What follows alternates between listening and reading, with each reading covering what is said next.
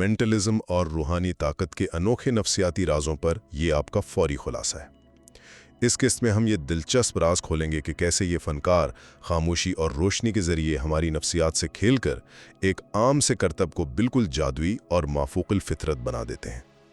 तो सबसे पहले बात करते हैं माहौल के जाल और हवास के धोखे की। आपने कभी सोचा है कि अंधेरा हमारी सोच को कैसे महदूद करता है?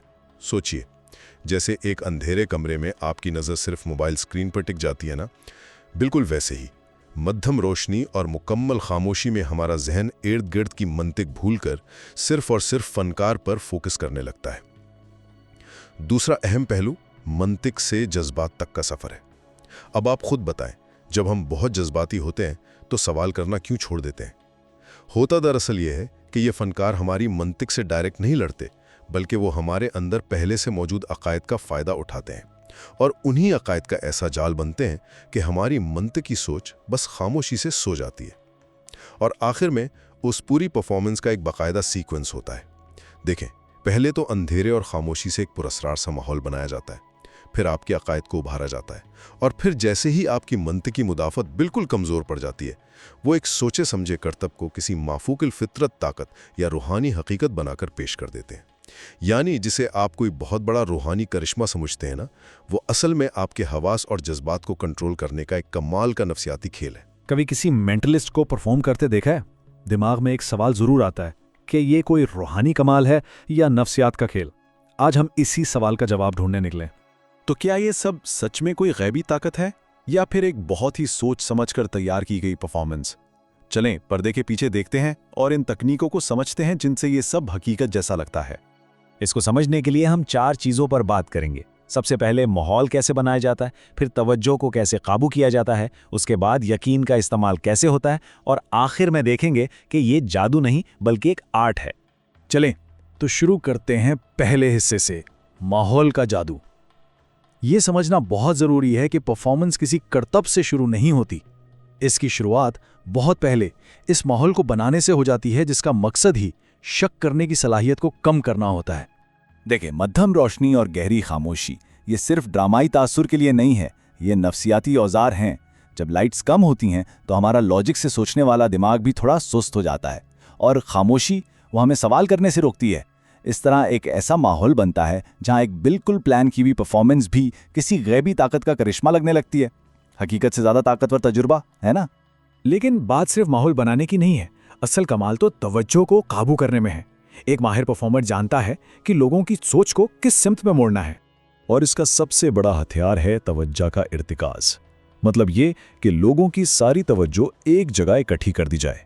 ये जहन को कंट्रोल करने का एक बुनियादी तरीका है। जब सबकी तवज्जो एक ही नुक्ते पर हो तो दिमाग तजावीज़ और वहम को कबूल करने के लिए तैयार हो जाता है। यूं समझें कि देखने वाला खुद उस फरेब का हिस्सा बन जाता है। ये पूरा अमल 3 मराहलों में काम करता है। सबसे पहले तवज्जो मरकूज की जाती है। ऐसे इशारे दिए जाते हैं कि जहन इधर उधर भटक ना सके। दूसरा कदम, जहन को हकायक से हटाकर जज्बात की तरफ लाया जाता है। यानी जो सच है उस पर नहीं, बल्कि जो महसूस हो रहा है उस पर फोकस कराया जाता है। और तीसरा और आखिरी मरहला, मंतकी सवालात का खात्मा। हवास पर इतना जोर डाला जाता है कि दिमाग ये कैसे हुआ जैसे सवाल पूछना ही बंद कर देता है। तो यहाँ सबसे दिलचस्प बात यह है कि परफॉर्मर का सबसे बड़ा हथियार कोई खुफिया चीज़ नहीं, बल्कि देखने वालों के अपने अकायद और यकीन हैं। एक माहिर मेंटलिस्ट बहुत होशियारी से लोगों के दिलों में पहले से मौजूद यकीन, उनकी उम्मीदों और उनके ख्यालात को पहचान लेता है। यह परफॉर्मेंस असल में इंसानी जहन के साथ खेलने का एक फ़न है, और यही इसकी कामयाबी का राज है। जैसा कि कहा जाता है, जब परफॉर्मेंस लोगों के अकायद से मिलती जुलती है तो वो उसे मंतिक से परखने के बजाय एक रूहानी सच्चाई मान लेते हैं। ये ज़ाती लगती है, सच्ची लगती है। क्यों? क्योंकि ये उन बातों की तस्दीक कर रही होती है जिन पर लोग पहले से ही यकीन करना चाहते हैं। चलें अब आखिरी हिस्से की तरफ बढ़ते हैं और देखते हैं कि ये सब मिलकर जादू नहीं बल्कि एक बहुत ही नफीस नफ्सियाती फ़न कैसे बनता है। तो यहाँ फ़र्क साफ ज़ाहिर है। एक तरफ है रूहानियत का वहम, ये माफूकुल फितरत लगता है, इसका इन्हिसार ईमान और यकीन पर होता है और ये किसी मौजज़े जैसा महसूस होता है। दूसरी तरफ है नफ्सियाती फ़न की हकीकत, ये एक बाकायदा मनसूबाबंदी से की गई परफॉर्मेंस है जो टेक्निक और वहम पर इन्हिसार करती है, और ये असल में महारत का एक मुजाहरा है। तो आखिर में बात यह है कि जो कुछ हम देखते हैं वो कोई गैबी वाक़या नहीं होता, बल्कि वो एक बहुत एहतियात से तैयार किया गया नफ्सियाती खेल होता है। मकसद ये होता है कि देखने वाले हक़ाइक़ को छोड़कर सिर्फ तजुर्बे पर ध्यान दें। और ये हमें एक आखिरी सवाल पर ला खड़ा करता है। अगर ये फन हकीकत से ज्यादा ताकतवर महसूस हो तो क्या इसकी कदर कम हो जाती है? शायद परफॉर्मेंस के पीछे के राज जान लेने से उसका जादू खत्म नहीं होता, बल्कि हमारी नज़र फनकार की हैरत अंगेज महारत और जहानत की तरफ चली जाती है।